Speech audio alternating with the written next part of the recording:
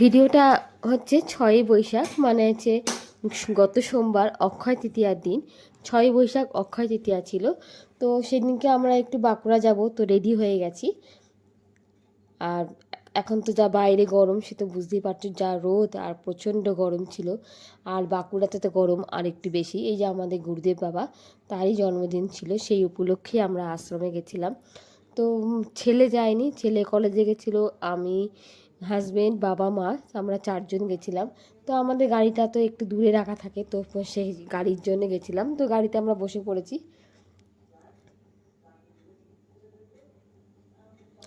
আমাদের বেড়াতে বেড়াতে একটু বেলাই হয়ে গেছিলো, প্রায় 11টা বেজে গেছিলো। তো গিয়েই দেখছি, দেখো অনেক মেলা বসেছিল, মানে মেলা বলতে গ্রামে যেরকম মেলা হয়, বাঁকুড়া তো এটা গ্রাম, যে বাঁকুড়া কুস্তলিয়া মেলা হয়েছে বসেছে।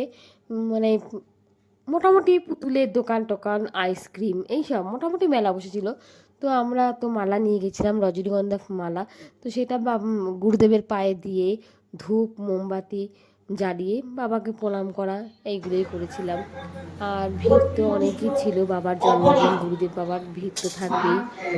আরও ভিড় হতো, কেননা আমাদের কুস্তলিয়া আশ্রমে ওখানেই তপবন আছে, সেখানে আরেকটা আশ্রম আছে, সেখানেও প্রায় 1 মাস ধরে অনুষ্ঠান চলছে। তো সেখানকার যারা ভক্তগণ, তারা ওই দিক থেকে এই দিকে আসেনি, তবুও অনেক ভিড় হয়েছিল।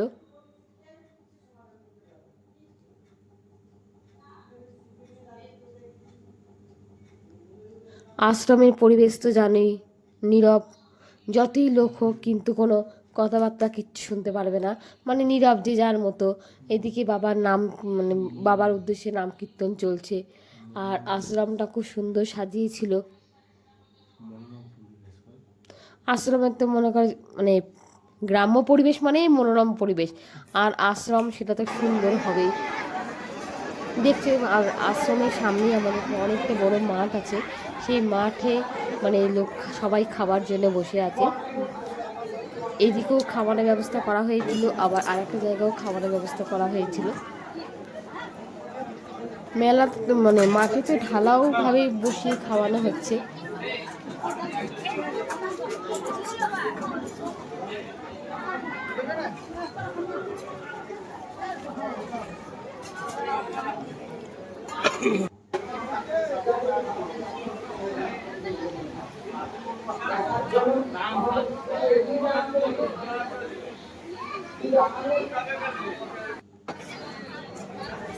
খুব সুন্দর সাজিয়েছিল। আর আমার খুব ভালো লাগে, আমাদের প্রায় আমরা সুযোগ পেলে আশ্রমে চলে যাই, বিশেষ করে সোমবার করে আমরা আশ্রমে চলে যাই। এই আমরা খেতে বসে গেছি। তো আশ্রমে তো নিরামিষ খাওয়া দাওয়া, মেনুতে ছিল ডাল, শুক্তো, বিউলির ডাল করেছিল, শুক্তো ছিল, তারপরে তরকারি ছিল, চাটনি, পায়েস, মেনুতে ভালো খাইয়েছিল। তারপরে খাওয়া দাওয়া হয়ে গেলে আমরা এখানে বসেছিলাম, আর ওনাকে যে দেখছিলাম, উনি এখন আশ্রমে তত্ত্বাবধানে আছে।